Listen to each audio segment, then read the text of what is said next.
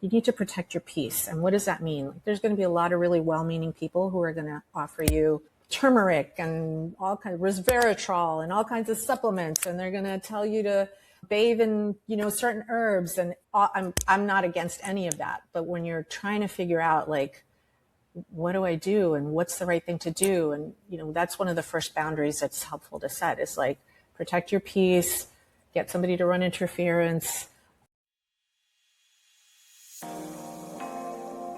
Welcome to the Chingona Revolution podcast, where we will bring out your inner badass Latina, overcome self-doubt, help you gain clarity, and pave your own path, all while leading with courage.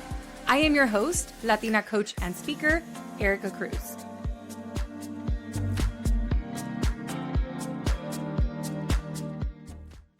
Hello. Welcome back to this week's episode of Chingona Revolution podcast. I am your host, Erica Cruz, and today I am joined by one of my incredible clients, Eileen Lopez Tome. Eileen is a 10-year breast cancer survivor, a mother of 5, a life transition coach, and a woman who turned one of the hardest experiences in her life into a mission to support other Latina women navigating cancer. She turned one of the hardest experiences in her life into a mission to support other Latinas who are also navigating cancer. In this conversation, we talk about resilience, asking for help, overcoming the fear of being seen, as well as how she is building her personal brand rooted in lived experience and in service. This is such a good interview. You do not want to miss it. Let's get into it. Eileen, welcome to Chingona Revolution podcast. How are you? I'm doing well, Erica. Thank you for having me. I cannot wait for this conversation because from the moment that I met you, your story has completely blown me away. Obviously, I know who you are. The women inside of my program know who you are. But for the people listening that have never met you before, would you mind just giving us a quick introduction? Of course. Thank you. So I'm Eileen Lopez Tome. I'm in Miami, and I'm a 10-year breast cancer survivor. I have 5 kids, ranging in ages from 12 to 34. I'm going to be a first-time grandma in April. And I've worked for the federal government for 27 years. And I'm also, I guess I should say, this is part of the reason I'm here. I'm a life transition coach, and I especially help breast cancer survivors.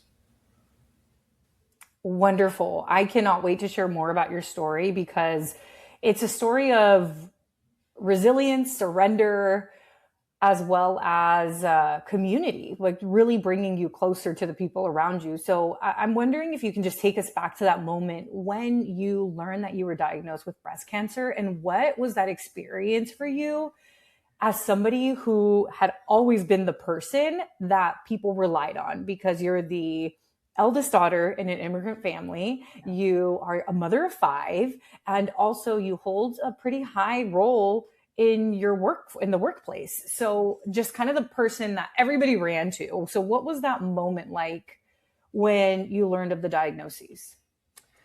So many different ways and places that I can start. But in August of 2016, I was diagnosed with stage 3 breast cancer. It was August 22nd, and I remember the date because that is the day that our 3-year-old at the time started preschool for the first time. And I was actually at lunch with a colleague when I got the call from my doctor letting me know the results of the biopsy that I'd had the week before. And like you said, I was a chief of staff at the time, which is it's a lot of responsibility. Not that it's a big role or important role, but it's a lot of responsibility. I had a 3-year-old, very involved in the kids' school, in my community, in church, the eldest of, 3 daughters. And I just remember thinking the first thing that my mind went to, aside from, oh my God, like I have cancer, is who's going to do everything? Like, who's going to take care of everything? And part of my story is that I am an epic to-do list maker. And still, I have my to-do list more digitized and automated now, but at the time I was definitely pen and paper. And on that to-do list, I had everything: work, play, kids' activities, and schedule mammogram. And I wasn't afraid of getting a mammogram. I'd had mammograms before, but I kept moving that schedule a mammogram to the bottom of the list. Don't have time for this now. There's too many things going on. Okay, going to have to move that down, move other things up. So yeah, it was a shocking time. It was a terrifying time as a mother of 5.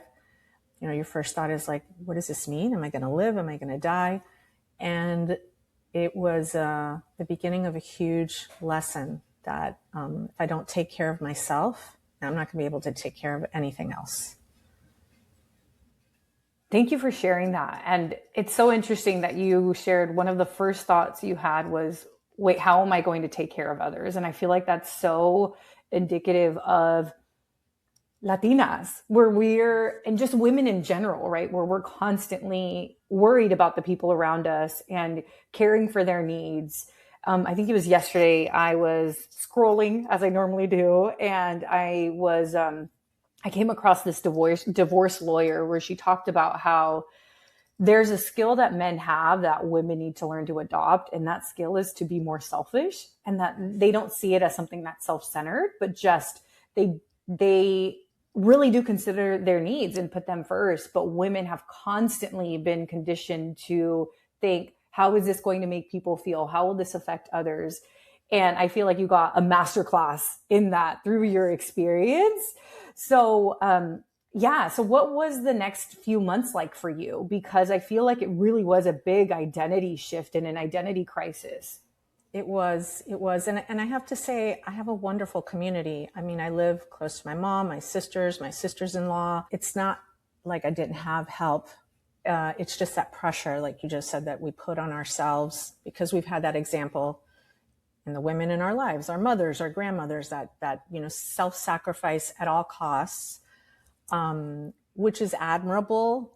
And at the same time, we can't help others and support the people that we need to support if we don't take care of ourselves. So the next few months thankfully, I was able to start treatment right away. And it just the hardest part that brought on like the most amount of shame was having to reach out and ask for help. I needed help. Kids needed to be dropped off school in the morning. They needed to be picked up and brought home in the afternoon. They needed to be taken to after school activities. Dinner, meals had to be, prepared, doctor's appointments, school events, work. At work, I had a wonderful, boss who said, take the time that you need. I was allowed to, do some work from home and have some flexibility. And I think I shared this with you recently that I delegated almost everything that was on my plate at work and just kept one primary portfolio. And that took up, I basically was still working full time, even though, I was taking time off for chemo and all of that. And as I needed to, and after chemo, if I didn't feel well. So it was a big identity shift. If I wasn't the one in control of everything, if I wasn't the one taking care of everybody, if I wasn't the one who was making sure that the trains were running on time, then who was I? What exactly, was my purpose? And I struggled with that, for a long time. I still work on that control thing even today, but from a very different perspective now. Definitely. As you said, you delegated a lot at work and you still had enough on your plate for a full-time job.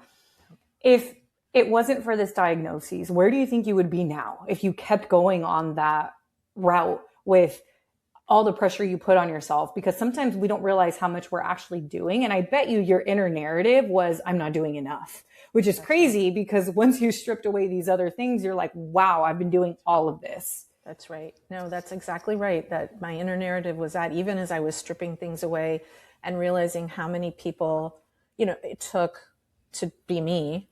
And I say that with so much love for all the moms and working moms and working women and women who are taking care of parents and neighbors. And, we're just caregivers in so many situations. So I say that with all the love that it took it took a whole village to step in and support, my family and take on the roles, that I had previously taken on. And I have a wonderful super supportive husband who co-parents and is a partner. And still, to your point earlier, there's just something that's like built in. Men are socialized a certain way. Even like I feel even progressive, like wonderful supportive men are socialized to like know their boundaries and set their boundaries. So if I hadn't been diagnosed with breast cancer, I think at some point my body would have given me a sign, maybe not such a dramatic one, because of all the stress, not only that I was experiencing, and there's a healthy amount of stress, right? Everybody needs to experience, but I wasn't processing that stress. I wasn't, doing anything for my physical or my mental health at the time. So I think at some point, my body and or my mind would have just been like enough. But I probably would have continued for years in that state of like burnout and just constant go, go, go and achieve, which is the other thing, right? We've got all these things that we're holding together and that we're responsible for. And like you pointed out just a little while ago, we're still driven to like with more, but I have to do more and I have to do more. So I am grateful for that diagnosis and for the experience that followed, because not only did it stop me in my tracks, it also just taught me so much about boundaries and taking care of myself in a selfish way that allows me to be as selfless as I want to be in helping and supporting others. Definitely. Yes. And what stood out to me with what you were describing earlier was you said you felt shame for asking for help. And I find that it's such an embedded thing in women where we feel like we can't ask for help or shouldn't rely on other people. And almost, I'm not sure if it's this like women empowerment thing where we're like, oh yeah, like we can do it too, where it almost takes us to this hyper independent extreme. But I see this also with coaching where people are like, oh, I really want to work with this coach, but I'm afraid that how shameful that I can't figure it out on my own. Yes. And so can you tell me more about the shame of asking for help? And then I know you also worked with a coach. So how did that happen? Yes. So the shame of asking for help persisted throughout my breast cancer journey. I started with chemo, as I mentioned. After chemo, I had surgery. And I remember running into a friend of mine at church while I was in chemo, and she had been through breast cancer. And I told her that my surgery was coming up, and she was like, oh my gosh, you're not going to be able to lift your arms. You're not going to be able to feed yourself. You're not going to be able to bathe yourself. And I just thought to myself, how much worse can this get in terms of like how I'm going to have to be completely surrender to someone for my own physical care. And that was just devastating. And so going through that process, I realized that, I needed help to not just cope with the diagnosis and with the fear about the future and the unknowns, but also just my identity was shaken up and I needed to work on that. I needed to understand why. And so I had coaching at work. When I got promoted to chief of staff, like I said, it was a very big role for me. It was one of the best roles I've ever had. And I loved it very much. And I needed coaching to help me really fully, step into that promotion. And it was a wonderful experience. And when I was midway through treatment, I reached out to a coach and I received coaching for several months. And I went to an event with my sisters and my daughters. It was like a vision boarding, type group event. And the woman who led it was a coach. And I just thought to myself, I was in the middle of treatment, it felt like a luxury to think about the future. And I thought, this is what I want to do. I want to do this for someone else. Not only what, the help that I got from my career coach, but the help that I got from a life coach when I was going through cancer. It's something that I just felt really called to at that moment.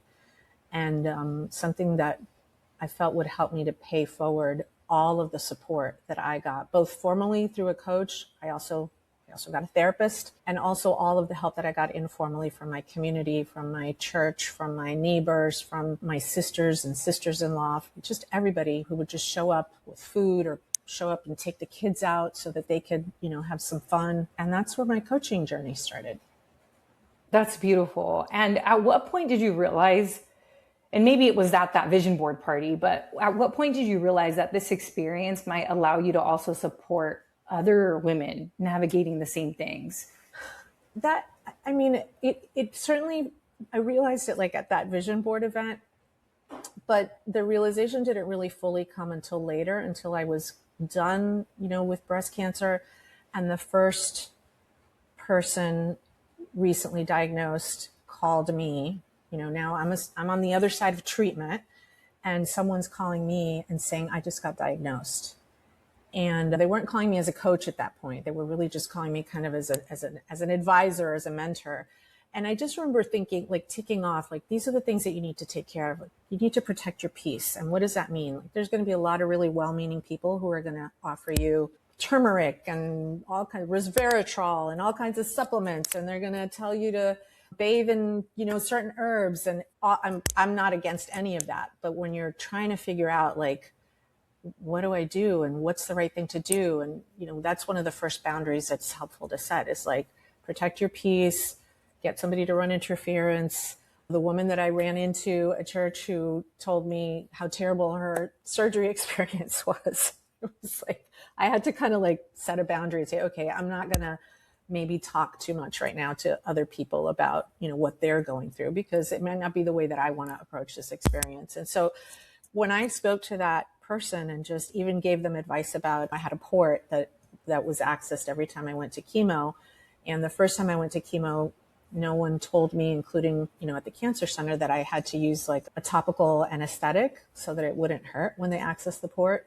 So I learned that the hard way. And that sounds silly, but it's a piece of advice that I pass along now to anyone who calls me recently diagnosed. And it was in that first conversation that I thought, not only do I have advice to give, but I have an experience that I've lived, and I can hold space for other survivors and just help to guide them or help walk with them on their journey in the same way that my coach, my family, so many people walked with me.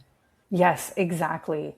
And you described what we call a niche based on your lived experience inside of Courage Driven Latina. So, and I know we talked about this on the last call where I said, even if you'd gone through all the training to be a coach to support women, had you not gone through the lived experience that you went through, you couldn't help them at the level that you can help them today.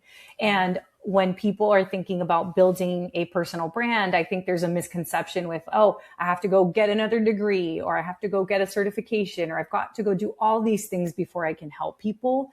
But the truth is, let's say you are, you work in HR and you want to start becoming a career coach. That's a great transferable skill that you can do on your own. But what I love about your story is that you went through a big experience in your life that people don't understand unless they've been through it. And that is what makes you such a wonderful coach and makes your personal brand so much more relatable and trustworthy, because it's based on that lived experience of yours. So you went to this vision board event. You said, okay, I love what this person's doing here. I think I want to do this. I've loved how my experience with my coach and therapist have been, and this has really been helpful for me. You learn to surrender rather than control. And then, so what happened then? You became a certified coach, and what was that journey like there? Oh, it was wonderful. I went to a coaching program for about a year. I graduated, became a certified professional coach, and then I just kind of hid. I was coaching, but primarily, so I'm an internal, I do coaching inside my agency, not as a full-time job. It's more like, volunteer. I did coach, some breast cancer survivors pro bono here and there. At one point, I started an Instagram account around, a coaching business that I wanted to stand up like as a side business to my 9-to-5, posted a few times, but I hid it. I just let that go. And I just thought, all right, first, I'm not sure if I'm enough of an expert, which is another thing that I love and I hate about us women. I'd taken all the classes. I'd had the lived experience. By the way, that's something that really blew my mind when you laid that out. It's like, yeah, I've lived this. I mean, that's my number one qualification. If I didn't have anything else, I've lived this and I can sit with someone else who's going through this experience and help them through that. But I just thought, I need to take more classes. I need to learn social media. I'm not doing this right. It's not perfect. Oh, that post is so cringy. I mean, and that's something that I shared even when I joined Courage Driven Latina. What am I doing? And so I stayed in my lane, right? In the lane that I thought I belonged in. Like, I have this career, I'm doing career and leadership coaching, and it's safe because I don't have to put myself out there. And so I've been a certified professional coach since 2018, and I've been coaching since then, but never on my own, which has been a long time dream of mine, is to own my own coaching practice and to serve breast cancer survivors. And so until last year, when I came across you on Instagram, and I just loved I'd been in other coaching programs before, but I just really appreciated the cultural aspect, for me. And that's really the first time where I kind of said, all right, enough with the fear and the fear of being judged and the fear of being seen and the fear of not knowing enough or being enough. It's time to be driven by courage. And so that's where I'm at today, just taking the leap and experimenting and putting the focus on not on myself, but on those that I could possibly serve by building a personal brand. I love it. So what was your experience like within, I guess, the first 30 days of joining the program? So I was going to ask how you found me, but you already answered that. So you found me on Instagram. This is a really common thing where people think the moment they get their coaching certification, they're just going to be confident and ready to go. But all the fears that you brought up are not new fears. These are fears I've heard over and over and over. And I've been running this program. It'll turn 6 this year. It's crazy to think about. And even if the goals are a little different, the fears are always the same, right? The fear of not knowing enough, the fear of being judged, the fear of getting it wrong, the fear of failing publicly. These are all the normal fears that women in general face, especially Latinas, especially first generation, when, our family has traditionally told us like, oh, just stay quiet, don't share your stuff. And yet here we are. Te ves más bonita. Exactly. Exactly. So it makes so much sense that even though you had the coaching certification, there was still something that was blocking you from showing up. So you decided, I think you mentioned this, right? Where you were like, it's been 10 years since my diagnosis. I really want to do something with this now. I've taken all the steps I need to take now. It's really about putting myself out there. So you joined Courage Driven Latina. And what was your first 30 days like? What was that experience like?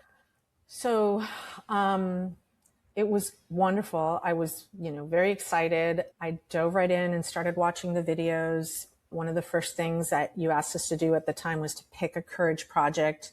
And I think there were like 4 or 5 possible paths. I spent probably a week or 2 overthinking that. Do I want this? Do I want Chingona CEO? Do I want a content project? What do I want to do? What direction do I want to go in? And then I joined a group coaching call with you and raised my hand for coaching. And I kind of blurted out all that, like, I don't know what to do. And I'm thinking of doing this. And I started that. And I just submitted my courage project for this path. And you said, okay, look, we're going to start a visibility challenge on Monday. And that's what you're going to do. You're going to, because I probably expressed, I don't remember exactly right now, but I'm sure I expressed, and I'm on Instagram as a follower of my kids, as a poster of like family and vacation things, but I've never, but the few times where I've tried to put something on there about my coaching or about a coaching practice, I post and then I run away and I never post again. So the first 30 days included this visibility challenge, which helped. What's wonderful it had prompts, and you have the bot that helped us to, formulate like some content. There's a wonderful community of other Latina and Hispanic women who have full-time entrepreneurs who have side gigs, 1, 2, 3 businesses. It was so encouraging because I thought, I can do this. And the community was very supportive. You're very supportive. So I just felt yeah, I felt supported. And like, if anything bad happens from me posting something, from me being visible, I had this community of women who would be there to like help walk me through it or help me realize it's really not as bad as you think it is.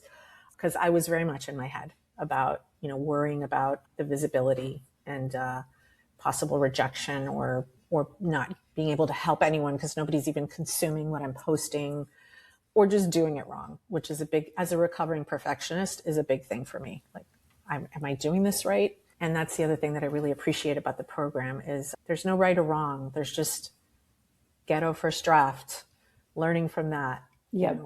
growing from that, then trying the next thing and improving. So yeah, it's been great. Wonderful. So you brought up the Courage Project. So I mentioned earlier that this program is turning 6 this year. So you can't have one program with the same exact curriculum and all the different things. So the program goes through iterations and updates, and you joined right in the middle of a transition. So when you joined, that's why I was like, but you're talk doing about divine timing. It was like divine timing. It is exactly what I needed in that moment. Exactly. So I found that was a hiccup for people because the picking of the Courage Project. So now when people join the program, if they have not yet created consistent content, the first project they work on is showing up to build their brand. If they're already showing up and posting, but it's not working, then it's about, okay, let's adjust your messaging. But if they've already made some money or they're already showing up, then the project becomes, let's turn your personal brand into a profitable one. So let's help you make money now. So now it's really easy. Now you come in based on where you are. This is the project you pick. So thank you for being a part of that initial, it was my ghetto first draft of let's see how this works. So for those people listening, as soon as you come in, you already kind of have your project assigned now. So now I'm curious. I actually remember vividly because you were one of the winners of the visibility challenge. And I remember, determined. Yes. And it was like day one and you were like, this is so scary. Does it ever get easier? And then day 2, you're like, this is still really hard. And I think it was like week 2, you're like, do I ever get over this? And now you were posting, I mean, your latest post about your journey, I don't know. I think I told you to do that. And within the next day, you maybe had it done. I was like, wow. So what has that experience been like where at the beginning it was, I don't want to get it wrong. How does it feel easier for you now? And what happened as a result of the visibility challenge, which for people listening, the visibility challenge was a challenge where I challenged the clients to be more visible over 30 days. So Monday through Friday, they had a dedicated prompt. So the what do I post was already kind of taken care of for you. And all they had to do was show up and do it. So just for context. So yes, how was the visibility challenge from the perspective of showing up and the overthinking? And then what results came of it? So the visibility challenge was exactly what I needed. It was scary because I that isn't just going to go away in one day of posting or in 1 week or in 2 weeks of posting for that matter. But it was exactly what I needed because I didn't have to think or overthink. Like, okay, today this is what the theme is. I'm posting about this. I started to overthink at the beginning about the right picture, or do I have, I joked about this on the coaching call, I think on this past Tuesday with you, that someone mentioned B-roll on a call that one of the community calls that I was on. And it was Yaz, shout out to Yaz. And I was like, what's a B-roll? So I'm starting to overthink things at the beginning and Googling. And now I need a course on I need an Instagram course. I was thinking I need to learn all the things. And you know what? The challenge just kept me going. I would just sometimes come home from work and I'd sit in a chair in my living room, take a selfie. And that's the picture for today. It's a selfie with some text over it or the caption based on whatever the prompt was. So for me, it really just helped me to get unstuck, and it helped me to get out of my own way and to stop overthinking things. And to just realize that consistency is key, connection, just trying to connect. And I'm trying to tell people about myself. And so the result was that I had a lot of engagement. So I'm still learning about the metrics and all that and Instagram. I'm like in part 2 of my And no journey worries, here. those trainings Yes. are coming. Yes, I know. I'm super excited. In a couple of weeks, those trainings will be out. I know I've had engagement because I've learned enough to know that when people respond, right, when they comment, it's not just likes or number of followers, although I have seen a little bit of an increase in my followers. It's that the content resonated. I haven't shared this with you yet, but I will share it with you here now and with all your listeners that you've been posting about like that first moment where someone DMs you and says, this really resonated, this really helped. And I hadn't gotten that. And just this past week, I did get a message from someone saying, thank you for posting. I'm going to get emotional. Thank you for posting your journey. I'm going through a similar journey now. Oh, you're going to make me cry too. I know. Yeah, this is what it's about though, right? These moments make it so worth it.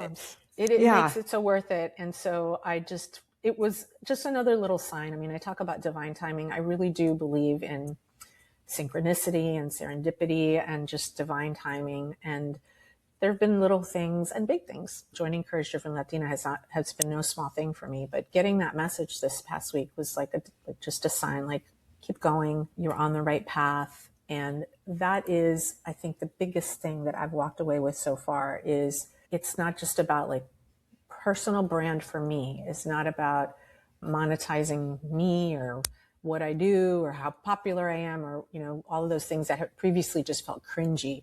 It's about the impact I can make. It's about, how can my brand, as I build a brand, be of service to others? And I never thought of it that way. And I think that was another thing that was, blocking me. And I remember saying this to a coach in the past, like, it feels cringy to go out there and say, I'm a breast cancer survivor and I'm a coach, like, sign up and I'll be your coach. Because I was just thinking of it from a sales perspective, like I'm selling something and that just, ugh. But part of the shift that I've experienced in your program is that mindset shift of, this is not about me or what I'm selling or a product. This is about impact and about being of service. And there's nothing wrong with offering that service for, return, for payment in return. So that's kind of where I'm at right now. Wonderful. And you also you did have people in person coming to you about the visibility challenge and saying that they've been seeing your content and that they've enjoyed that. You even won an award, right? You were nominated for an award. So tell us a little bit about that. Yes. So it's funny because I think I mentioned this recently that some folks, like family members and, community and friends, were like, first question was like, are you okay? Like, you've been posting about like breast cancer stuff. Everything okay? Yes, I'm okay. I kept my breast cancer journey pretty private at the time, 10 years ago, because I just really, again, felt like I needed to focus my energy on healing, on treatment, on taking care of my family and circling the wagons around my community here that supported me. So that was kind of the first question I got. And then, I got some questions about like, but what are you doing? But aren't you, don't you have a law degree? Like if you're starting a side business, like, why are you doing coaching?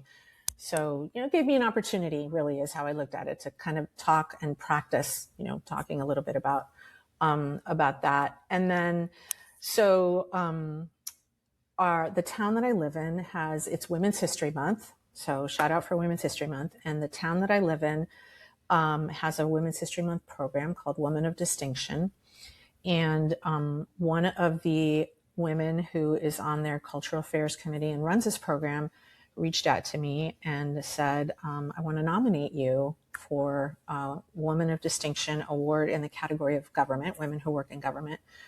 And it was, she asked me about my journey as a breast cancer survivor and about, the work that I've done over the years as a volunteer in different, organizations. And so she, put me in, she nominated me, and I won. And so tomorrow, actually, I'll be attending the town has like an event where they recognize all the winners and they honor them. My sisters will be there. My mom will be there. And I took that like as another, it's a tremendous honor. I have to, believe it or not, like work on that thought and not be like, oh, it's no big deal. I was actually talking to Sarah and I was telling her about it, and I was like, oh, it's no big deal. I live in a little town. Like, she's like, I have to stop you. It is a big deal. You should be very proud. Yeah. And I love my community. I've lived here for 27 years. And this woman who nominated me is someone that I admire and respect, very much. And so, yeah, very, just kind of, for me, it was confirmation that it's okay to put myself out there and that I have experiences to offer, and I have expertise to offer in service of others and of my community.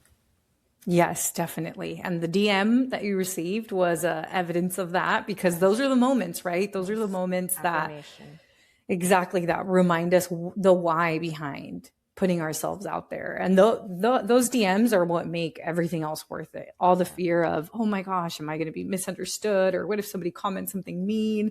Those DMs make everything worth it. So anytime you get in your head, I have a little exercise for you. I want you to think about that DM. So take a screenshot of it, put it in a folder, because it's inevitable that there will be moments in which we begin to maybe doubt ourselves again, and we're human. So having a folder where you save all of these sweet messages, it's a great reminder of your mission and the why behind why you're doing what you're doing. Yes. Thanks. I'm going to do that.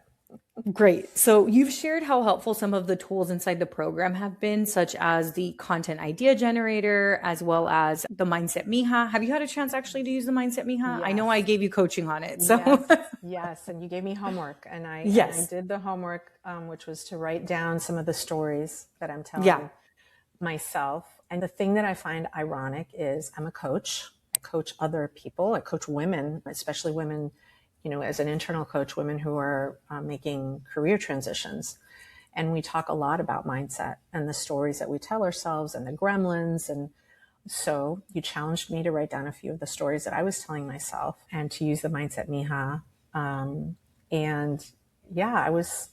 I was challenged in a good way and reminded these are things that I've worked on, including as a career professional, which sometimes can feel frustrating. I have to remind myself that the work is never done. It's ongoing, and that's okay. The difference is that I can catch myself sooner now than I used to years ago, having those negative or self-defeating thoughts. And I can rely on, my coaches and my mentors to help catch me and to point me in the direction of resources and tools like the Mindset Mija. And it's been very helpful. I had more stories than I realized. And you said, maybe put 2 in at a time. And I thought that's a good idea. I'm gonna overwhelm the Mindset Mija tool. So let me just start with a couple. But I've got a whole list to use. I find that when people become coaches, they have this idea, oh, I have to be perfect, or I have to have it all figured out, or else how can I help others? And what I find is it's actually the opposite.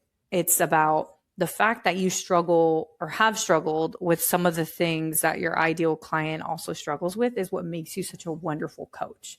And the reason I can be the coach of Courage Driven Latina is because I've constantly had to overcome my fears. If I was born without fears, I would not be the best coach for this program. Just like if you didn't have your lived experience and your own struggles, it would be really hard for you to empathize with others who are going through that as well. 100%. Yes. Absolutely. Yeah, definitely. So what feels different now when you sit down to create content compared to before you joined the program? I overthink it way less, if at all. It's really more about what I'm thinking about is more about impact, thinking about the person that I'm trying to reach as opposed to thinking about myself. I mean, this is something else you talked about early on as well, is the spotlight effect, right? The spotlight, when I'm worried about being seen or failing or being criticized, the spotlight is on me. And if I turn the spotlight to the group, to the one person, even if it's not a group, the one woman who could be helped by me, by my content, by me sharing my story, me sharing my journey, then it becomes about them and not about me. And, the fears and the insecurities don't vanish, but they spotlight's not on them anymore. So they definitely move out of that, central, like center stage. So what's different now is that I'm not overthinking it. I'm enjoying it. I look forward to it.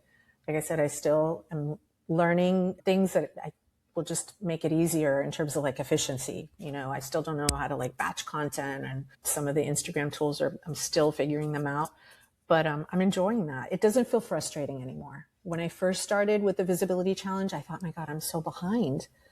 I don't even know what a B-roll is. Like, how am I ever going to catch up and actually use this in a way that's productive and helpful?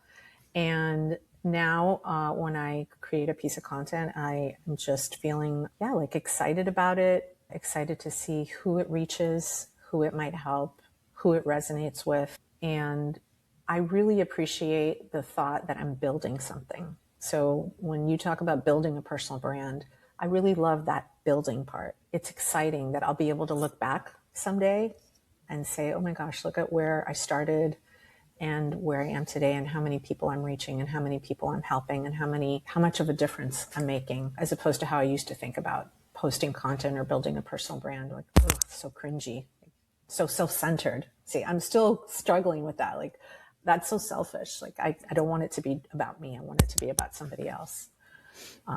So yeah, I feel like it's incredible because it was a 30-day challenge and it wasn't that long ago. Yep. And it's made such a huge difference. Yes. Well, I'm looking forward to that. We won't have the same exact challenge, but you will have something to do next that's going to help you get to the next stage. So I'm excited about that. Me too. And so let's say that a Latina has just been diagnosed with cancer and she finds your content. What do you hope she feels when she finds your content? I hope she feels a couple of things. The first thing I hope she feels is less alone. Even though there are so many women who are being diagnosed with breast cancer every day in this country, and many of them increasingly younger, sadly, it's still it can be a very lonely experience. And especially depending on what you have access to. I mean, access is a big challenge for women of color and Latina women in particular. Do you have access to healthcare? Do you have access to, I got treatment at a cancer center, at a premier cancer center here in Miami. Do you have access to something like that where you're at? Do you have access to a community who can support you? So the first thing I hope they feel is less alone, and that they feel like they've come to a place where they can join a community and be part of a community where they can share. And there are a lot of really great Facebook groups and, breast cancer survivors who are sharing their experiences and helping, women every day. And I hope that mine becomes a part of that beautiful, diverse community of breast cancer survivors. I hope they learn how to love themselves enough to put themselves at the top of their to-do list and not feel guilty about it, or not feel shame or selfish. I hope they learn how to ask for the help that they need, and not just in an emergency, right? Because I had to learn to ask for help because I was in an emergency, but that they learn how to ask for the help that they need on any given day, even for the smallest thing that might feel so insignificant. And yeah, I think if they feel those things when they come across my content, then I have answered this call that I have felt for so long and that I've been hiding, and I will feel complete. Wonderful. And where can people find your content? Where can they follow along for your journey? So I'm on Instagram at Eileen _Lopez _Tome _coach. So Eileen Lopez Tome Coach is where I'm primarily showing up right now. I also have a website, which is eileenlopeztome.com. And that's really where, they can find me right now and check out my content, DM me.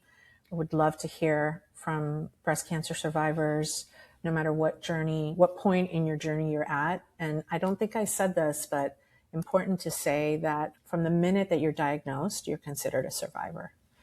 And so whether you've just been diagnosed or you're in the middle of treatment, or, we would probably need another hour to talk about survivorship and everything that comes after you're done with treatment. And, the expectation that, okay, you're done, you made it, you're good, if that's, if that's your story, the expectation that everything goes back to normal now. And the last thing that you feel at that point is normal. Nothing is normal anymore. So would love to hear from breast cancer survivors and, women who are going through big changes, and invite them to come join us. Wonderful. Well, I'll have Sarah link all of your links down below, your website as well as your Instagram. The last question I have for you is, if somebody's considering joining Courage Driven Latina, but they're unsure if it's the right step for them, or maybe they're questioning, is this actually going to work for me? Do programs like this actually work? Am I going to actually show up for it if I sign up, right? All these questions that can come up as we're thinking about an investment. What would you want them to know about your experience in the program? I'm so happy that you used the word investment, because as a coach, and I'm sure you know this, sometimes, probably more times than I care to admit, the first question I get is, but how much do your services cost? And so kind of shifting that narrative, especially as a woman, especially as a woman business owner, especially as a Latina, Hispanic woman, is this is an investment. And that's the way that I looked at it. When I joined Courage Driven Latina, I had all those same thoughts, like, is this the right time? Am I going to show up? Life is busy. I have a full-time 9 to 5. And I just had to go back to the lesson that I learned 10 years ago, and that I continue to remind myself and others of. If I don't take care of me, I can't take care of anyone or anything else. And so this is about taking care of you, about nurturing your dreams, about investing in your future and the future of your family, the people that rely on you. Yeah, and just growing your dreams. You're going to find a beautiful and supportive and dynamic and diverse group of women who are at different points in their journey. We have a great Slack community where we all communicate, and we share our wins, and we support each other, and we cheer each other on. These tools that you've built and the content that you've built and the trainings that you give meet each one of your participants where they are. So where I was, I'd never posted before, and that visibility challenge met me where I was and gave me what I needed in that point. If you're further along, like you said earlier, Erica, than I was, then you have something for that person who's further along and maybe needs to refine their message or, tweak their personal brand. If you're further along than that, then, the program has wonderful resources and training that just meets you exactly where you're at and helps you to go and on in the journey and take that next step and to be successful. So do it. Come join us. We have a wonderful community. We have a wonderful coach, and we just have a lot of fun, to be honest. Thank you for your sweet words, but more importantly, thank you for having the courage to bet on yourself and to put yourself out there, because in doing that and in getting over that fear, that DM was only the first of many, right? And I am so excited about, I'm so excited about what you're doing. You're changing so many lives. Soon you will also have a podcast that people can go and listen to, which is so exciting. And, that's all service. That's all in service. And obviously the goal is like, how can you be profitable enough to impact more people? But in doing that, it's really about how many lives can you transform? And the real transformation is the fulfillment that one feels running a coaching business and impacting people with their personal brand. And I see that within you. So I'm just so honored to have you inside of the program. And we still have so much time together. We still have all of this year together. So excited. Yes. You're going to get tired of me. Definitely not. We're going to have you back on the podcast at the end of the year so you can update us on how everything's going for you. Yes. Wonderful. Okay, Eileen, thank you so much. Yes, thank you for coming on. Thank you for sharing your story. I'm sure there's many people listening to this episode that were like, wow, this is exactly what I needed to hear today. So for those of you listening, if you took anything away from this podcast episode, please take a screenshot, tag myself, tag Eileen. We want to hear from you, or DM us if something really resonated with you. We will be looking out for your DMs, and I'll see you all next week. Thank you so much for joining me this week. Make sure to visit theericacruz.com. That's Erica with a K, where you can subscribe to the show so you'll never miss an episode. You can help this podcast grow by supporting me with an Apple Podcast rate and review. If you took anything away from this episode, I invite you to take a screenshot and share it on social media so that your favorite badass Latinas can also check it out. Be sure to tag me at the Erica Cruz. That's Erica with a K, because you know I want to see it. If you're ready to join the revolution and be a part of the Courage Driven Latina community, visit couragedrivenlatina.com to get more information and join the waitlist. Thanks again, and I'll see you next week.